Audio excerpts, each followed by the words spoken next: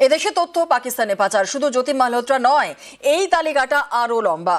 ভারত বিরোধী মানসিকতা খুঁজে খুঁজে মগজ ধোলাই করে আইএসআই। গোয়েন্দাদের তদন্তে চাঞ্চল্যকর তথ্য।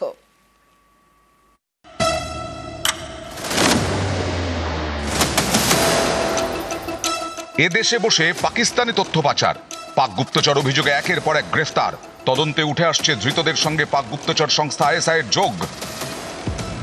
আইএসআই, ইন্টার সার্ভিসেস ইন্টেলিজেন্স, পাক গুপ্তচর সংস্থা, এরাই ফাঁদ পেতেছে ভারতে। মানি ট্র্যাপ, টাকার টোপ দিয়ে এজেন্ট তৈরি করে, তাদের দিয়ে ভারত থেকে বিভিন্ন তথ্য পাকিস্তানে পাচার করায়।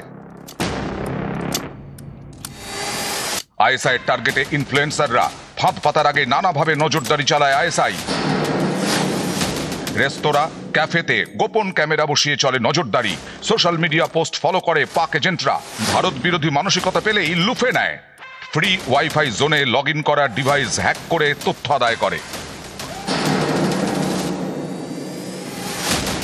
চর তৈরি করতে মানি ট্র্যাপ দেওয়া হয়, মোটা টাকার টোপ, তারপরে চলে মগজ ধোলাই। প্রয়োজনে ব্ল্যাকমেল চালিয়ে আইএসআই এর কাজ করতে বাধ্য করা হয়। আইএসআই এর বিশেষ নজর কর্তারপুর করিডোরে। এখান থেকে 2019 সালে বিপিন সিং নামে এক পাকচরকে গ্রেফতার করা হয়। সম্প্রতি গ্রেফতার করা হয় দেবেন্দ্র সিং ধিলো নামে এক যুবককে। পলিটিক্যাল সায়েন্সের ছাত্র, মাস্টার্স করছে।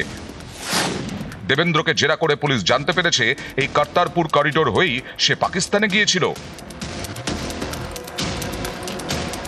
নিউজ 18 বাংলা।